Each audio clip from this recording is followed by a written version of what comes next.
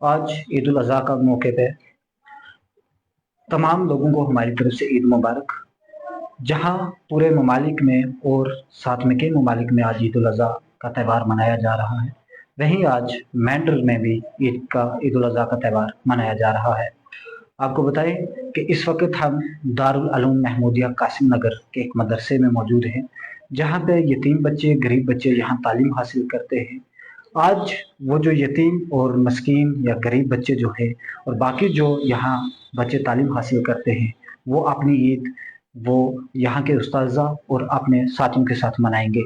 इन तमाम मदरसे के बच्चों को हमारी तरफ से ईद उल अज़हा की मुबारक। और अभी हम इनसे बात करेंगे कि आज ईद के मौके पे जहाँ हर कोई कोशिश करता है कि वो अपने वालिदैन के साथ या अपने जो परिवार है उसके साथ ईद मनाए, ये जो बच्चे हैं इन बच्चों ने यहाँ अपने साथियों के साथ ईद मनाई। अब हम इनसे जानेंगे कि ये यहाँ पे रुके हैं और इनकी ईद किस तरीके से ये ईद मना रहे हैं। जी, आपका नाम? मेरा नाम सईद एहसान है। एहसान, आप बताएं कि आज ईद उल अज़हा का मौका है, मुबारक दिन है, तो आज आप इसको किस तरीके से देखते हैं और आज आप ईद कैसे मना रहे हैं? आज ईद उल अजहा का दिन है। हमारी तरफ से सबको ईद उल अजहा मुबारक हो। इससे पहले जो हमारी ईद हमारी गुजरती रही बहुत ही अच्छी गुजरी, और इस वक्त जो हमारी ईद गुजर रही है वो भी ठीक ही है, लेकिन पहले की तरह नहीं, क्योंकि हिंदुस्तान और पाकिस्तान का जो आपस में शेलिंग हुई है उसकी वजह से हमारी ईद सही नहीं गुजरी। एहसान, आप ये बताएं कि यहाँ आपके साथ जो आपके साथी हैं उनमें गरीब भी हैं, उनमें यतीम भी हैं, वो आपके साथ ईद मना रहे हैं, और आपके जो उस्ताज़ा हैं वो इस ईद पे जो है आपके साथ कितना तावन करते हैं और किस तरीके से आपके लिए यहाँ जो है इंतजामात कराते हैं? हमारे साथ जो हमारे यतीम बच्चे भी हैं, हमारे साथी हैं, और हमारे गरीब साथी भी हैं। उनके घर में अगर कुछ परेशानी होती है तो हमारे उस्ताद उनको हल करके देते हैं, कपड़े लेके देते हैं, खाने का इंतजाम अच्छा किया है। अल्हम्दुलिल्लाह अच्छा गुजर रहा है। तो आप जो लोग आपको देख रहे हैं उनके लिए क्या पैगाम देंगे? उनके लिए यही पैगाम है कि जो हमारे साथी हैं उनके ताउन किया जाए और हमारे मदरसे का ताउन किया जाए। अ, जो बच्चे हैं ये बच्चे अभी भी जो गुज़श्ता रोज़ कबल जो है वो पाकिस्तान की तरफ से गोलाबारी की गई थी, जिसमें कई लोग जो हैं बेगुनाह लोग मारे गए, शहीद हुए, जिनमें नन्हे बच्चे थे। उनकी जो कुर्बानी थी या जो वो लोगों की अमवात पेश आई, उनको भी लोग आज के दिन भी जो है वो नहीं भूल पाए। अब हम दूसरे बच्चे के पास चलते हैं तो उनसे पूछेंगे। जी, आपका नाम? मोहम्मद उमर। जी, उमर बताएं आप कहाँ से हैं और कितने साल से यहाँ तालीम हासिल कर रहे हैं, और आप हर साल यहाँ ईद मनाते हैं या पहली बार जो है इस मदरसे में आप ईद मना रहे हैं?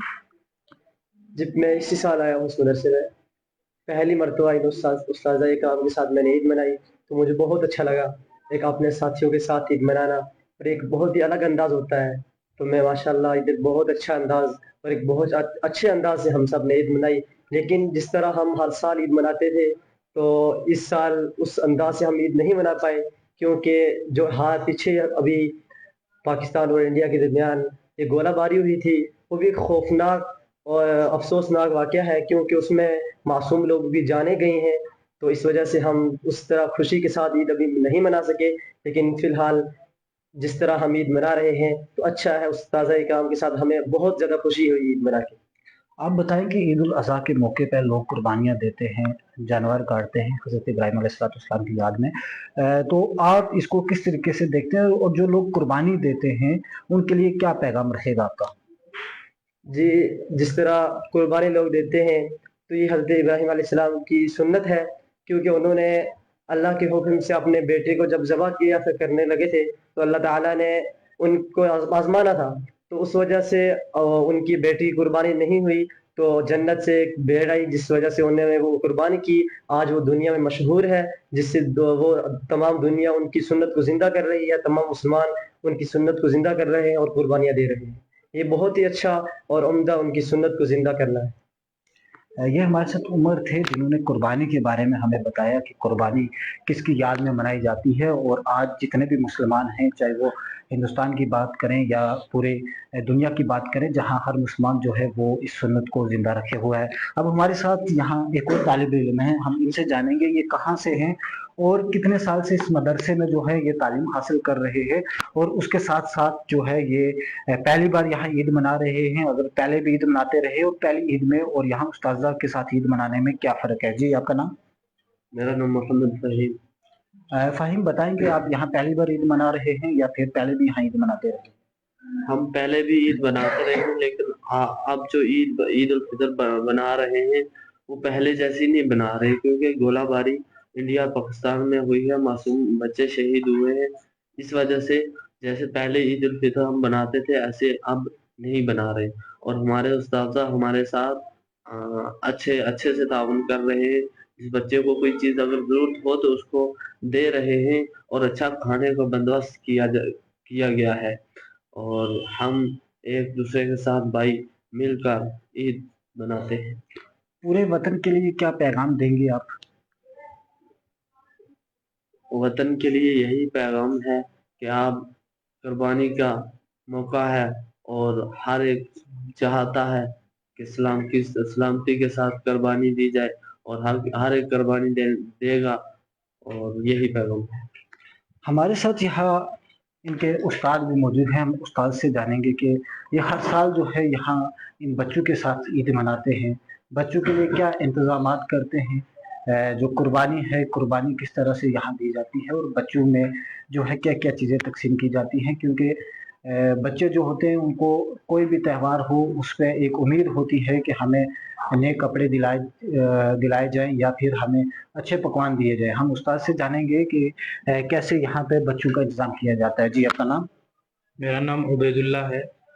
मैं इस मदरसे में 1 साल से पढ़ा रहा हूँ। हमारे इस इदारे में हर साल ईद उल अज़हा का और ईद उल फ़ितर का जो भी इज्तिमा होता है, उस मौके से जो आमला, जो तलबा यहाँ रुकते हैं, एक बड़ी तादाद होती है। अव्वलन तो उन्हें हज़रत मोहतमिम साहब की जानिब से ईदी का पैक भी मिलता है। उसके अलावा हम तलबा के साथ असातिज़ा मिलकर ईद मनाते हैं, और यहाँ बेहतरीन खाने का नज़म किया जाता है। इस साल भी अल्हम्दुलिल्लाह उसकी काफ़ी कोशिशें जारी हैं, और इंशाअल्लाह चंद लम्हों में हम उसको दोबारा मनाएंगे, और जो मिलकर हम खाना वगैरह खाते हैं। इसी तरह जो तलबा हमारे पास रुकते हैं उनका ताउन करना है, वो भी हमने इस साल भी किया है और आगे भी करते रहेंगे। मौलाना साहब, आपसे ये सवाल रहेगा कि जैसे बच्चों को शौक होता है कि ईद पे नई-नई चीज़ें जो हैं वो ली जाए, ये भी बच्चे हैं क्या? ये जब किसी चीज़ की डिमांड करते हैं त्योहार पे तो वो किस तरीके से इन बच्चों तक वो चीज़ पहुँचाई जाती है? जो मुस्तहिक तलबा हैं उन तक तो हमने कपड़े ईद से पहले ही पहुंचा दिए थे, तो मुस्तहिक तलबा होते हैं उनको कपड़े हम पहुंचा देते हैं। उसके अलावा जो पकवान खानों का नज़म है, इसी तरह ईदी का नज़म है, वो मदरसा उसी दिन करता है, और बेहतरीन खानों का निज़ाम होता है ईद के दिन।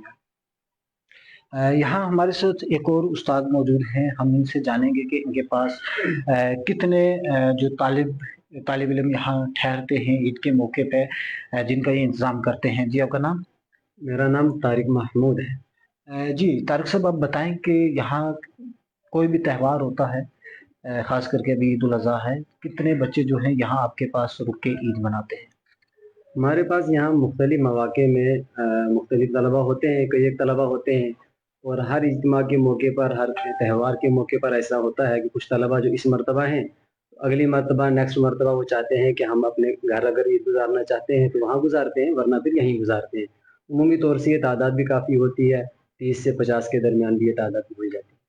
बताएँ कि जो यतीम बच्चे हैं, जिनके घर में वालिदैन नहीं हैं, तो वो आपके पास रुकते हैं, तो उनका किस तरीके से होता है? उनका जो अखराजात हैं वो, या ईद के ऊपर उनका खाना, उनके कपड़े, वो कहाँ से?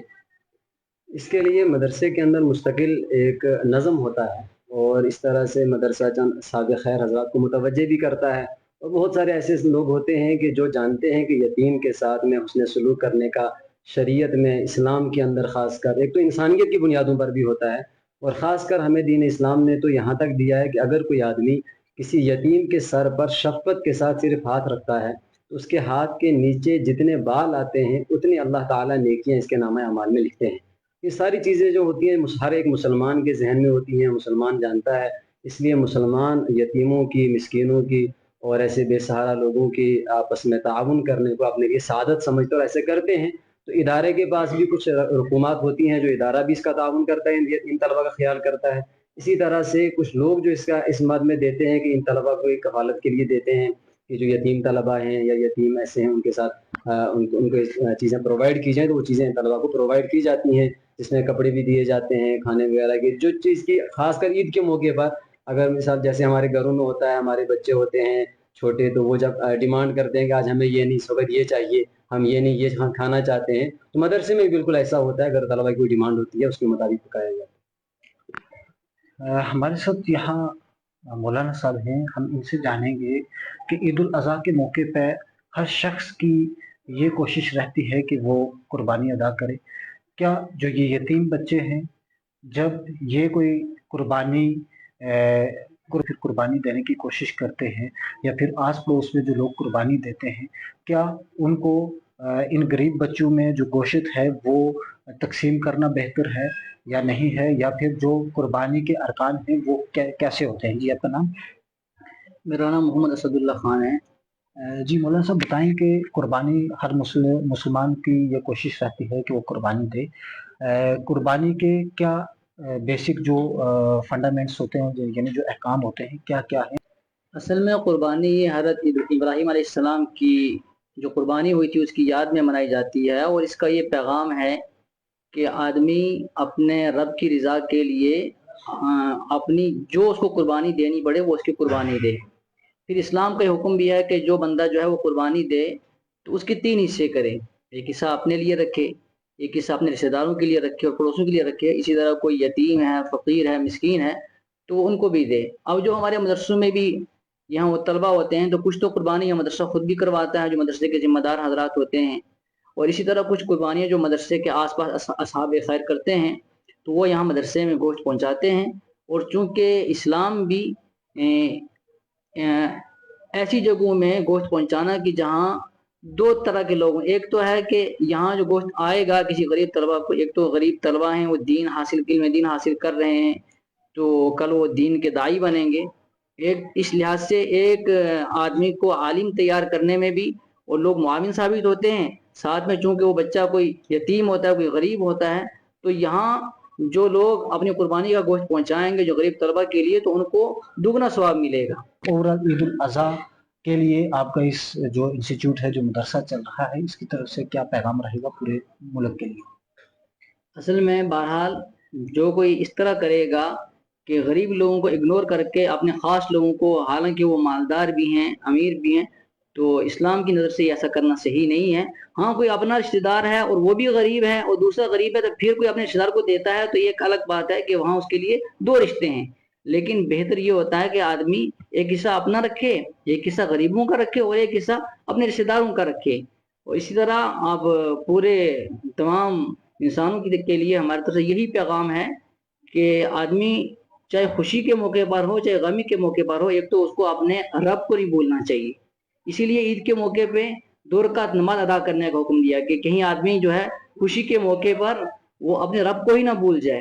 ساتھ میں اب قربانی کا جو اسلام نے حکم دیا کہ اس کے 3 حصے کرو، اور اس میں جو غریب ہے ان کو بھی دو، پڑوسیوں کا بھی دو. اس میں ایک انسانیت کا بھی اسلام جو ہے وہ درس دے رہا ہے کہ آدمی کو جب بھی کوئی اپنی خوشی کے موقع پہ کوئی صدقہ و خیرات کرے یا کوئی اپنا مال خرچ کرے تو اس میں غریبوں کا حصہ ضرور رکھنا چاہیے. چاہے وہ اس کا کوئی پڑوسی مسلمان ہو یا غیر مسلم ہو، اس کا پڑوسی اگر ہے تو اس کو اپنی خوشی غمی میں اس اپنے پڑوسی کو شریک کرنا چاہیے. تو اسی طرح جو ہے کیونکہ یہ حضرت ابراہیم علیہ السلام کی قربانی کی یاد میں قربانی منائی جاتی ہے، اور یہ وہ شخصیت ہیں کہ جن نے جب اپنے رب سے دعا کی تھی تو وہ دعا کی تھی رب اجعل هذا البلد آمنا، سب سے پہلے امن مانگا تھا. گویا کہ قربانی کا جو یہ ایک پیغام ہے یہ تمام انسانیت کے لیے امن کا پیغام دیتا ہے کہ آپس میں امن و آہستگی کے ساتھ رہنا چاہیے اور ایک دوسرے کی پریشانی میں اس کی مدد کرنا چاہیے اور اس کا خیال کرنا چاہیے. اس میں ایک چیز جو ہے مزید اس میں شامل کر لیں کہ ہم یہ جو عید الاضحیٰ ہے، خاص کر عید الاضحیٰ کے اندر ایک پیغام جو خاص کر ہے وہ یہ ہے کہ اپنی جو آج کل کی نوجوان نسل ہے اپنے والدین کی، ماں باپ کی خدمت کو لازم کرے.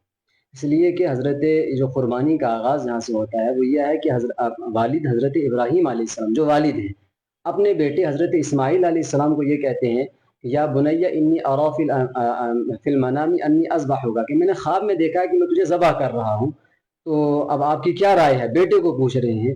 تو بیٹے نے باپ کو یہ نہیں کہا کہ ابو یہ تو آپ نے خواب میں دیکھا ہے، ورنہ تو کئی بہانے ہو سکتے ہیں، ابو یہ خواب دیکھا ہے، بیٹے کو کون ذبح کرتا ہے؟ لیکن بیٹے نے فوراً کہا نہیں، چونکہ والد کا حکم ہے، والد کہہ رہے ہیں، اور والد کا جو خواب ہے، چونکہ نبی ہے، وہ من جانب اللہ حکم ہوتا ہے، تو بیٹے نے فوراً کہا کہ ابا جان میں تیار ہوں۔ تو بیٹا اپنے والد کے کہنے کی وجہ سے اپنی جان دینے کے لیے تیار ہو جاتا ہے، ذبح ہونے کے لیے تیار ہو جاتا ہے۔ اسی لیے علامہ اقبال نے کہا تھا کہ یہ فیضان نظر تھا کہ مکتب کی کرامت تھی، سکھلائی کس نے اسماعیل کو آداب فرزندی۔ تو ہمیں آج بھی یہ چاہیے کہ آج جو والدین کے ساتھ اولاد برگشتہ ہو رہی ہے، اور جگہ جگہ ہم دیکھتے ہیں کہ ماں باپ کے ساتھ ظلم و زیادتیاں ہو رہی ہیں، اور کئی ویڈیوز بھی وائرل ہوتی ہیں، ایسے موقع پہ ہمارا یہ پیغام یہ بھی رہے گا کہ خاص کر نوجوان نسل اپنے ماں باپ کی زندگی میں قدر کرے۔ مرنے کے بعد تو ہر بندہ جو پرایا بھی ہوتا ہے وہ بھی آگے دعا سو بھاگے چلا جاتا ہے۔ زندگی میں اگر ماں باپ کی قدر نہیں کی، زندگی میں ماں باپ کو نہیں پہچانا، تو گویا کہ اس نے عید کو نہیں پہچانا، نہیں اس نے عید کو پایا ہے۔ مولانا صاحب، کچھ دن قبل سب نے دیکھا کہ جو راجوری پونچھ میں جو حالات تھے، یہاں خون کی ندیاں بہی ہیں، یہاں معصوم بچے جو ہیں ان کی جانیں گئی ہیں، یہاں بے گناہ لوگ مارے گئے ہیں۔ تو آج ہم لوگ عید منا رہے ہیں، پچھلی عید پہ وہ لوگ ہمارے ساتھ تھے، اس عید پہ وہ لوگ ہمارے ساتھ نہیں ہیں۔ اس کو لے کے آج عید کے موقع پہ لوگوں کو، ان لوگوں کے لیے کیا کرنا چاہیے؟ کیا ان لوگوں کو یاد کرنا چاہیے یا ان کے لیے کیا کرنا چاہیے؟ دیکھیے، جو یہاں پچھلے دنوں میں ہند و پاک کی آپس میں بارڈر پہ شیلنگ ہوئی، یہ تو افسوسناک ہے، ایسا ہونا نہیں چاہیے تھا، اور یہ ہر 2-3 سال کے بعد ایسا ہوتا ہے، اور اس میں جو زیادہ نقصان اٹھاتے ہیں وہ عوام ہی اٹھاتی ہے۔ جو بارڈر پر رہنے والے لوگ ہوتے ہیں وہی نقصان اٹھاتے ہیں، اور جو اور لوگ ہوتے ہیں تو انہیں تو اس کا کوئی خاص نقصان نہیں ہوتا۔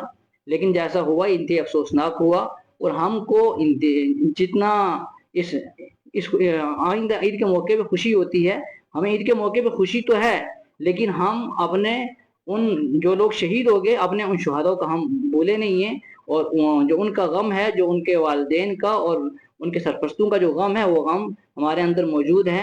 اور ہمیں یہ چاہیے بھی، اور ہمارے جو مسلمان بھائی انہیں چاہیے بھی کہ جو لوگ ان کے پڑوسی ہیں، کہ جن کے ہاں کچھ لوگ شہید ہو گئے، کچھ لوگ زخمی ہو گئے، تو عید کے موقع پہ ان کے گھروں میں جانا چاہیے، اور ان کے ساتھ جو ہے تعزیت کرنی چاہیے، اور ان کی حوصلہ افزائی کرنی چاہیے، اور حوصلہ افزائی کے کچھ کلمات ان سے کہنا چاہیے، تاکہ جو اپنے کسی رشتہ دار کے شہید ہونے کی وجہ سے وہ جس غم میں مبتلا ہے، تاکہ ان کا غم کچھ ہلکا ہو سکے۔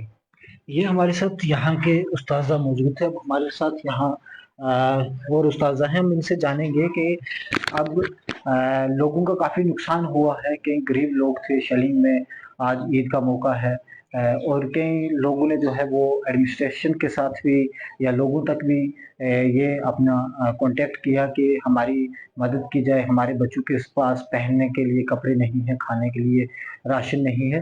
ان کے سوالات تھے یا ان جو لوگوں کا نقصان ہوا ہے، اس مقدس دن کے نظریے سے آپ کیسے دیکھتے ہیں اس کو؟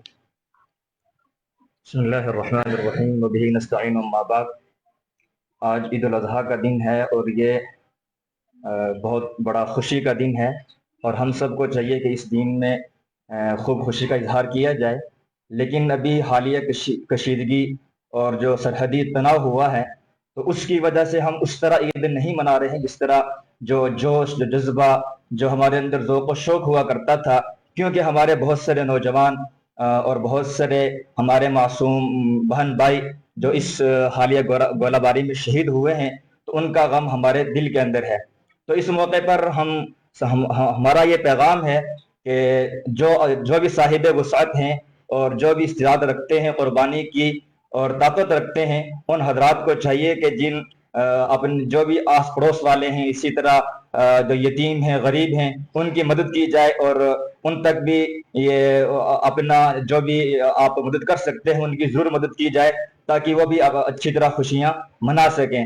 اور اسی طرح جن لوگوں کا نقصان ہوا ہے اس حالیہ سرکشیدگی کے اندر، تو لوگوں تک میرا پیغام یہ ہے، جو صاحب وسعت ہیں، صاحب اقتدار ہیں، تو ان تک یہ پیغام ہے کہ وہ ضرور ان حضرات کے گھر جائیں اور ان تک اپنا جو بھی آپ ان کی مدد کر سکتے ہیں وہ ضرور کریں تاکہ یہ بھی خوشی منا سکیں، اور ان کو تعزیتی کلمات کہیں، ان کو تسلی والے کلمات کہیں، تاکہ یہ بھی اپنے ان جو معصوم گئے ہیں، اپنے گھر والے گئے ہیں، تو ان کا غم بھول جائے اور یہ بھی تو کچھ نہ کچھ خوشی منا سکیں اس عید کے موقع پر۔ یہی ہمارا پیغام ہے۔ آپ کے پاس بھی یہاں یتیم بچے ہیں، غریب بچے ہیں، وہ بھی آپ کے ساتھ عید منا رہے ہیں۔ کئی بچے اپنے گھر نہیں گئے کہ ہم اپنے استاد کے ساتھ عید منائیں گے، کیونکہ استاد کو جو ہے وہ بھی ایک ماں باپ کا رتبہ دیا گیا ہے۔ آپ ان بچوں کو کیسے دیکھتے ہیں اس عید کے موقع پہ، اور یہ بچوں نے جو ہے آپ کو والدین سمجھ کے آپ کے ساتھ عید منا رہے ہیں، کیا پیغام رہے گا ان بچوں کے لیے اور پورے ملک کے لیے کیا پیغام رہے گا آپ کا؟